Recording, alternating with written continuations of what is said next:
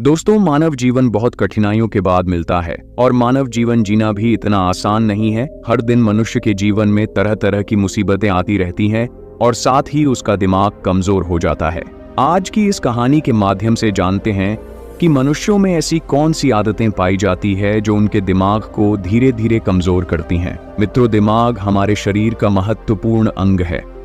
हमारे शरीर के अंदर होने वाली हर क्रियाएं मस्तिष्क से ही संचालित होती हैं। किसी घटना पर हम कोई भी सुझाव देते हैं तो वह केवल और केवल मस्तिष्क के ही कारण हो पाता है। अगर आप अपने किसी भी शरीर के हिस्से या हाथ को मोमबत्ती की तरफ लेकर जाते हैं तो वह आपके हिस्से को जला देती है, लेकिन इसका संदेश सबसे पहले मस्तिष्क तक पहुंचता है और तभी आप अपना हाथ जल्दी से हटा लेते हैं, क्योंकि आपके मस्तिष्क में यह बात आ जाती है कि अगर हाथ को मोमबत्ती के पास ज्यादा समय तक रखा तो हाथ जल जाएगा। यदि व्यक्ति का मस्तिष्क ठीक से काम ना करे तो वह इस दुनिया में जीवन जीने के लायक भी नहीं रह सकेगा। सभी जीवित प्राणियों में मस्तिष्क जन्म से होता है और इसका विकास उम्र के साथ होता रहता है, लेकिन कई बार हमसे जीवन में कुछ ऐसी गलतियां या आदतें बन जाती हैं जो हमारे मस्तिष्क को कमजोर करती हैं, और इन आदतों के लिए कोई और नहीं बल्कि हम स्वयं जिम्मेदार होते हैं। दोस्तों, महात्मा बुद्ध की शिक्षा हर किसी के जीवन को नई दिशा दे सकती है। एक समय की बात है, महात्मा बुद्ध अपने कुछ शिष्यों के साथ यात्रा पर जा रहे थे। चलते चलते वे एक जंगल के में पहुंचे और अंधेरा होने लगा। महात्मा बुद्ध और उनके शिष्यों ने निर्णय लिया कि आज की रात वे यहीं पर बिताएंगे और कल सुबह होते ही आगे की यात्रा पर निकलेंगे। उन सभी शिष्यों में से बुद्ध के एक परम शिष्य भी थे जो कि कद में नाटे और बहुत भोले भाले थे। सभी शिष्यों में से इस शिष्य की आदत बिल्कुल अलग थी। जहां सभी लोग 7 से 8 घंटे की नींद लेते थे, यह महाशय केवल 3 घंटे ही सोते थे। इनका मानना था कि जो लोग अधिक सोते हैं वह आलसी होते हैं। महात्मा बुद्ध के इस शिष्य को भोजन करना बहुत अधिक पसंद था। जब वे भोजन करने बैठते थे तो अन्य सभी शिष्यों के हिस्से का भी भोजन कर लेते थे। इसी प्रकार उनकी कई ऐसी आदतें थीं जो अन्य शिष्यों को परेशानी में डाल देती थीं। उस रात जब महात्मा बुद्ध और उनके शिष्यों ने जंगल के किनारे पर डेरा डाला, तब दूर दूर तक पानी की कोई व्यवस्था नहीं दिख रही थी। इस बार पानी खोजकर लाने की जिम्मेदारी बुद्ध के उन भोले भाले शिष्य को दी गई। महाशय मटका लेकर पानी की खोज में निकल पड़ा। उसका शरीर पहले से थका हुआ था। काफी सोच विचार करते करते और चलते चलते आखिरकार उसे तालाब दिख गया। उसने तालाब से मटके में पानी भरा और पानी लेकर जैसे ही आगे बढ़ा, वहीं पर चक्कर खाकर गिर पड़ा। उधर महात्मा बुद्ध और उनके अन्य शिष्य उनकी प्रतीक्षा करते रहे। जब प्रतीक्षा में पूरी रात बीत गई, तब अगली सुबह महात्मा बुद्ध स्वयं अन्य शिष्यों के साथ अपने उस शिष्य की खोज में निकल गए जो रात से वापस नहीं लौटा था। सभी लोग उसे खोजते हुए तालाब के पास पहुंचे और मूर्छित हुए शिष्य को होश में लाने का प्रयास किया। जब वह शिष्य होश में आया और महात्मा बुद्ध को अपने सामने देखा तो चौंक गया। उसे कुछ भी याद नहीं था कि वह तालाब के पास क्या कर रहा है। उसके इस व्यवहार को देखकर अन्य सभी शिष्य उस पर हंसने लगे और उसे मंद बुद्धि कहकर चिढ़ाने लगे। वह भोला भाला शिष्य वहीं पर रोने लगा और कहने लगे कि हाँ, मैं मंद बुद्धि हूं।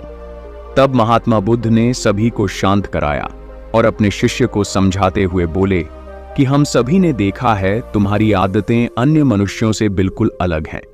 तुम बहुत कम सोते हो और बहुत अधिक खाते हो। मैंने तुम्हारे अंदर एक नकारात्मक जीव को महसूस किया है जो तुम्हारे मस्तिष्क को दिन रात कमजोर कर रही है। तब वह शिष्य और अधिक तेज से रोने लगा और कहने लगे कि गुरुदेव, अब आप भी मुझे मंद बुद्धि कह रहे हैं। तब महात्मा बुद्ध ने कहा कि नहीं, ऐसा नहीं है। तुम एक होशियार और बुद्धिमान मनुष्य हो, किंतु तुमने कुछ ऐसी आदतों को पाल रखा है जिसके कारण तुम्हारा मस्तिष्क कमजोर हो रहा है। तब शिष्य ने कहा कि हे गुरुदेव, ऐसी कौन सी आदतें हैं जिनसे मनुष्य का मस्तिष्क कमजोर होता है? तब महात्मा बुद्ध ने कहा कि आज मैं तुम्हें बताता हूं कि ऐसी कौन सी आदत है जो मनुष्य के मस्तिष्क को कमजोर करती है। मेरी बात को सभी लोग ध्यान से सुनना। महात्मा बुद्ध ने बताना प्रारंभ किया। पहली आदत, नींद के महत्व को समझने में भूल करना। कई ऐसे व्यक्ति होते हैं जो नींद को गंभीरता से नहीं लेते हैं। उनका यह मानना होता है कि ज्यादा सोना समय की बर्बादी होती है। यदि वे कम सोएंगे तो अधिक कार्य कर पाएंगे और अधिक सक्रिय रहेंगे, जबकि यह सोचना बिल्कुल गलत है। नींद हमारे शरीर की एक मुख्य आवश्यकता है। दिन भर काम करने के बाद जब शरीर थक जाता है तो उसे कम से कम 5 से 6 घंटे की नींद की आवश्यकता पड़ती है।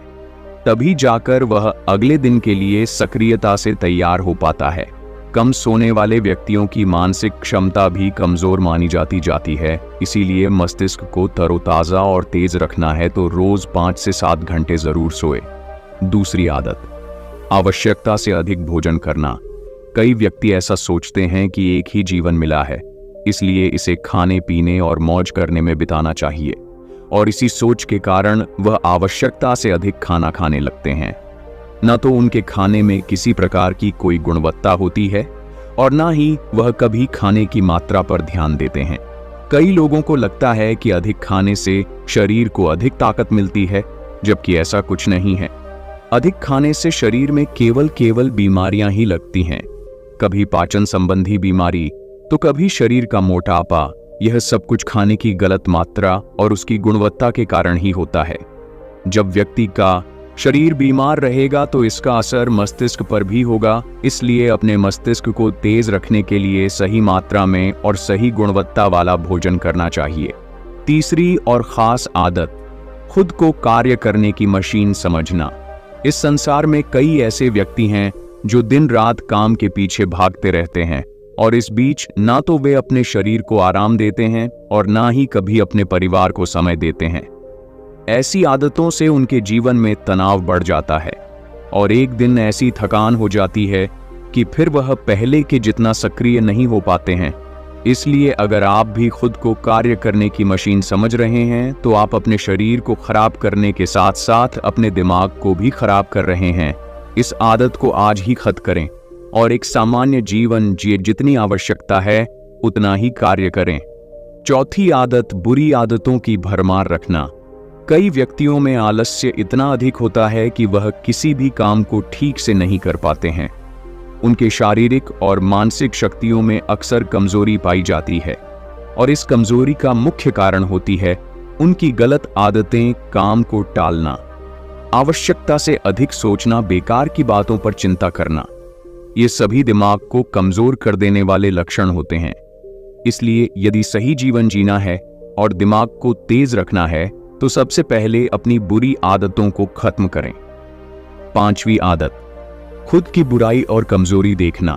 कई बार व्यक्ति के सामने ऐसी परिस्थितियां आ जाती हैं जिनमें वह खुद को असहाय और कमजोर अवस्था में पाते हैं, लेकिन इस अवस्था से निकलने के स्थान पर वह स्वयं को ही कमजोर मानने लग जाते हैं।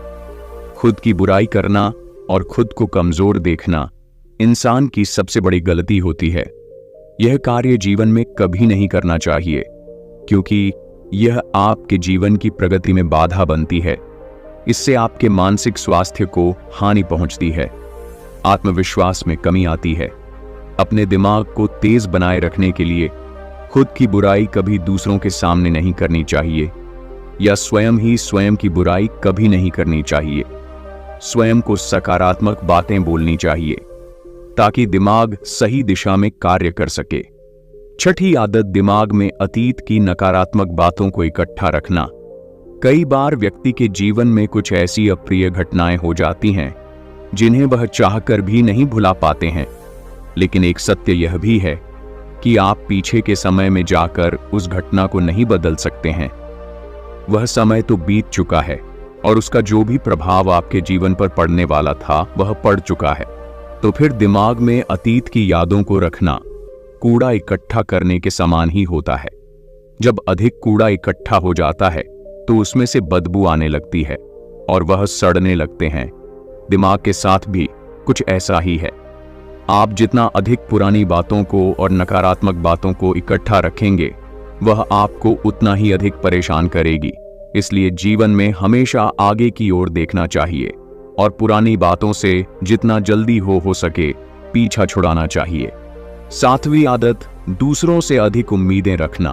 संसार में एक से एक दयालु और सच्चे व्यक्ति हैं जिन्होंने सभी की सहायता की है, किंतु कई बार हम अपने आचरण के कारण दूसरों से भी आशाएं लगा लेते हैं कि वह भी हमारी सहायता करेंगे, और जब वह हमारी सहायता नहीं करते हैं तो हमें कष्ट पहुंचता है। इस संसार में कोई किसी का नहीं है, इसलिए दूसरों से आशाएं लगाना आज ही बंद कर दीजिए। कोई आपकी अपेक्षाओं को पूर्ण नहीं करने वाला है। यह आदत आपके दिमाग को कमजोर बनाती है। यदि अपेक्षाएं करनी है तो स्वयं से अपेक्षा करो ताकि जीवन में कुछ बड़ा कर सको। दूसरों से अपेक्षा तो केवल और केवल दुख ही देती है। 8वीं आदत, बुरे लोगों का साथ नहीं छोड़ पाना। हम सब अच्छी तरह से जानते हैं कि हमारे आसपास किस तरह के लोग रहते हैं और उनका हमारे जीवन पर क्या प्रभाव पड़ने वाला है। जब कभी आपको लगे कि किसी का साथ आपको नुकसान पहुंचा रहा है या आपके जीवन को प्रभावित कर रहा है, तो उसे वहीं पर समाप्त कर देना उचित होता है, क्योंकि बुरे लोग आपको कष्ट और नकारात्मकता के अलावा कुछ नहीं देने वाले हैं। ऐसे लोगों से दूरी बनाकर ही जीवन में सफलता पाई जा सकती है, किंतु कई बार ऐसा होता है कि वह हमारे करीबी होते हैं और हम चाहकर भी उनसे पीछा नहीं छुड़ा सकते। भले ही हम उन्हें अपने जीवन से निकाल नहीं सकते, लेकिन उनसे दूरी बनाकर अवश्य रह सकते हैं। बुरे लोग आपके दिमाग को प्रभावित करते हैं, इसलिए दिमाग को सही रखने के लिए ऐसे लोगों के संपर्क में बिल्कुल ना रहे। 9वीं आदत, स्वयं की गलतियों को अनदेखा करना। कई बार व्यक्ति से यदि कोई गलती हो जाए तो वह उसे पूरी तरह से अनदेखा करते हैं और जिम्मेदारी लेने से बचते हैं, जबकि यह आदत आपके जीवन को असफलता की ओर ले जाती है। कभी भी यदि आपसे गलती हो जाए तो उसे पूरे मन से स्वीकार कर लेना चाहिए, साथ ही क्षमा मांग लेनी चाहिए। इस संसार में पश्चाताप से बड़ी कोई क्षमा नहीं होती है। यदि गलती करने के बाद आपको सच्चे दिल से पश्चाताप है तो उसका पाप आपको कभी नहीं लगता। जो व्यक्ति जिम्मेदारी लेने से डर लड़ते हैं वह दिमाग से कमजोर होते हैं, जबकि सच्चाई के साथ सभी का सामना करने वाला व्यक्ति अधिक हिम्मती और दिमाग से तेज होता है। 10वीं आदत, अपनी असफलताओं के लिए दूसरों को जिम्मेदार मानना। सफलता और असफलता एक ही सिक्के की दो पहलू हैं। दोनों ही परिस्थितियों में हमें स्वयं इस बात का आकलन करना चाहिए कि यह सफलता या असफलता हमारे जीवन की महत्वपूर्ण घटना है और इसकी सारी जिम्मेदारी हमारी है। कई बार यदि हम किसी काम में असफल हो जाते हैं तो हम उसके लिए अपने माता पिता, गुरु इत्यादि को जिम्मेदार मानने लगते हैं। यह आदतें आपके दिमाग से कमजोर बनाती हैं। कभी भी अपनी असफलता के लिए दूसरों को जिम्मेदार नहीं बनाना चाहिए, बल्कि स्वयं की मेहनत पर विश्वास रखना चाहिए। इस प्रकार बुद्ध ने उस व्यक्ति को ऐसी आदतें बताईं जो उसके दिमाग को दिन रात कमजोर कर रही थीं। उस व्यक्ति ने सच्चे मन से बुद्ध को बताया कि हाँ, यह सब उसकी आदतें हैं और वह अपनी इन गलत आदतों के लिए स्वयं को जिम्मेदार मानता है। साथ ही वह वादा करता है कि वह इन सभी गलत आदतों से छुटकारा पाने के लिए पूरा प्रयास करेगा। तो दोस्तों, मुझे पूरी आशा है कि इस कहानी से आपको शिक्षा मिली होगी और इस मोटिवेशनल स्टोरी से आपको प्रेरणा मिली होगी। चैनल टाइम इंस्पायर्ड को सब्सक्राइब करना ना भूले। मिलते हैं एक नई वीडियो के साथ। और आपको मानसिक रूप से मजबूत बनना है तो हमारे इस चैनल पर यह वीडियो देखना ना भूले। वीडियो का लिंक आपको कमेंट्स सेक्शन में पिन मिलेगा। धन्यवाद।